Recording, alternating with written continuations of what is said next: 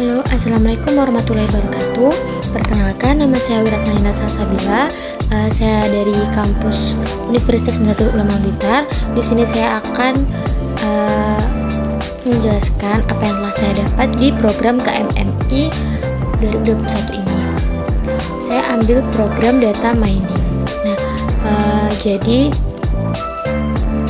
apa yang telah saya pelajari yaitu salah satunya tentang C45. C45 itu decision tree.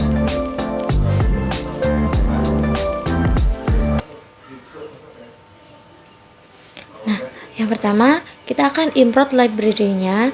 Library yang pertama itu kita pakai from graphics.backend import view. Nah, ini untuk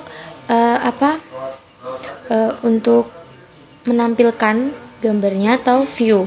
Nah, selanjutnya ada import pandas as PD. Ini untuk membaca dataset yang telah kita punya. Kayak ini ada red_csv. Nah, selanjutnya import nampi as np. Ini untuk array-nya. Lalu import matplotlib.pyplot as plt. Ini untuk menampilkan atau memvisualisasikan dataset kita yang udah kita buat. Lalu yang selanjutnya memunculkan data. Nah, ini df sama dengan pd.red_csv. Terus dalam kurung itu adalah nama dataset kita. Nah, si df ini adalah parameternya. Nah, si pd ini adalah pandas. Jadi kita buat parameter untuk menampilkan dataset kita gitu. Nah, untuk membaca dataset kita itu kita pakai pandas. Selanjutnya ada df is null.sum. Nah, ini df ini parameter yang dari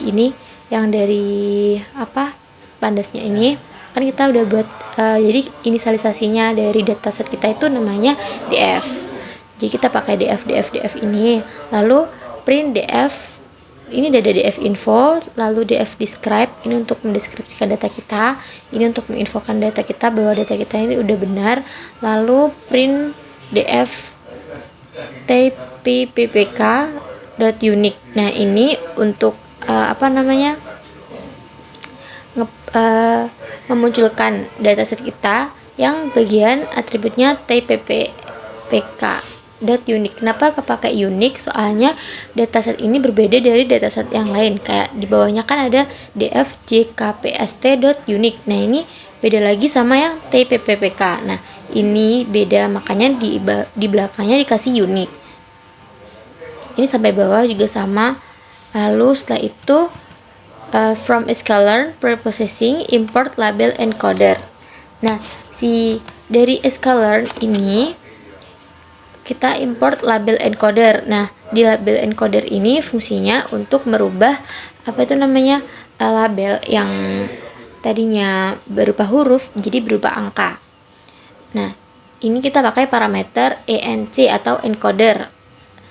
enc sama dengan label encoder. Nah, kenapa ini? Karena memang ini parameternya label encoder. Lalu selanjutnya df tpppk sama dengan enc.fit_transform df tpppk.values. Nah, ini dari label encodernya ini kan udah dikasih parameter nih enc. Nah, maka dari itu data frame tppk ini di fit transform atau ditransformasikan menjadi angka, berupa angka. Nah, .values ini untuk memunculkan value-nya atau angkanya. Ini juga sama sampai bawah, sampai df diag primer sama dengan enc.fit_transform df diag primer.values. Lalu bawahnya ada df info. Nah, df info ini untuk menginfokan apakah dataset kita sudah benar. Lalu selanjutnya kita pakai parameter x sama dengan df.drop column sama dengan label.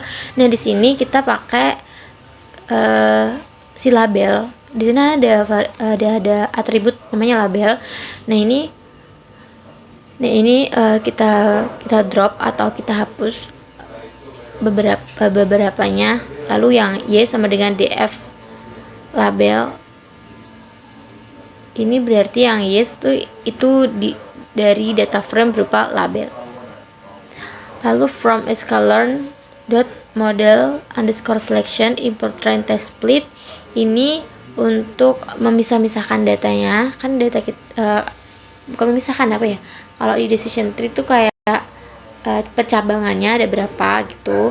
Lalu from a scalar matrix import accuracy score, confusion matrix, classification report.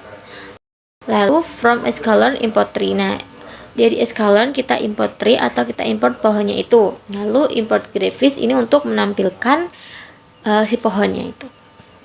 Lalu yang bawah ada xtrain, xtest, ytrain, ytest. Nah, ini fungsi dari train test splitnya itu kita beda-bedakan. Jadi di dataset itu kita beda-bedakan. Yang pertama ada xtrain, xtest, ytrain, ytest ini. Lalu dari train test split ini variabel, ada parameter variabel dari data frame-nya itu ada x, y, terus test size-nya sama dengan 0,2, random state-nya 500. Nah, si random state-nya ini terserah bisa 0, 1 atau sampai 500. Namanya juga random ya, tapi nggak tahu sih jelasnya kayak gimana. Lalu 3df. Nah, ini parameter dari decision tree classifier. Jadi di decision tree classifier kita manggil pohon. Nah, ini dikasih parameter tree_df. Random state-nya harus sama kayak yang udah ditulis di atas 500. Kalau ditulis 0 ya ini harus ditulis 0. Lalu di bawahnya 3df.fit dalam kurung x train y train. Nah, di sini 3df-nya ini di apa itu namanya? Yang dipilih itu yang x train, y train gitu. Lalu ada dot underscore data sama dengan tree dot export underscore graphics dalam kurung tree underscore df out underscore file sama dengan non feature names x dot columns class name-nya 0 sama 1, impurity-nya false, lalu field-nya true. Ini jadi di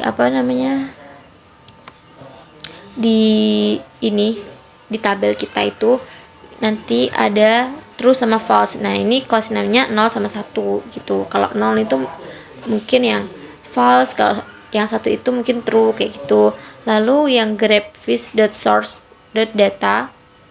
Nah, ini untuk menampilkan data kita berupa PDF. Nah, ini dikasih parameter graph. Nah, graph view ini untuk menampilkannya. Jadi kalau ada view itu pasti ditampilkan gitu. Lalu untuk memvalidasi dan pengujian. Nah, ypred sama dengan tree_df.predict xtest. Nah, ini ypred ini adalah prediksi. Yang diprediksi apa? tree_df ini yang xtrain, ytrain itu. Lalu diprediksi ke xtest. Lalu di bawahnya ada CM confusion matrix. CM sama dengan confusion matrix. Nah, CM ini parameter seperti biasa, parameter dari confusion matrix. Confusion matrixnya itu ytest sama ypred. Lalu kita print confusion matrixnya. Lalu setelah itu akurasi. Nah, akurasi sama dengan classification report. Nah, ini classification reportnya ini ytest sama ypred. Kita pakai parameter namanya akurasi. Nah, yang selanjutnya print berikut tingkat akurasi algoritma C45. Nah, ini akurasinya kita print, lalu kita munculkan akurasi sama dengan akurasi underscore score ytest sama ypred. Nah, dari akurasinya tadi yang atas classification reportnya itu kita buat akurasi berupa persen. Ini ada confusion matrixnya, ini confusion matrixnya. Lalu berikut tingkat akurasi algoritma C45. Nah, ini kan dari labelnya tadi kan 0 sama 1. Nah, ini 0 sama 1, precisionnya 1, recallnya 1, F1 skornya 1, lalu supportnya 19978. Nah, ini. Lalu akurasinya di bawah ini, tingkat akurasinya itu jadi 100%. Seperti itu. Terima kasih.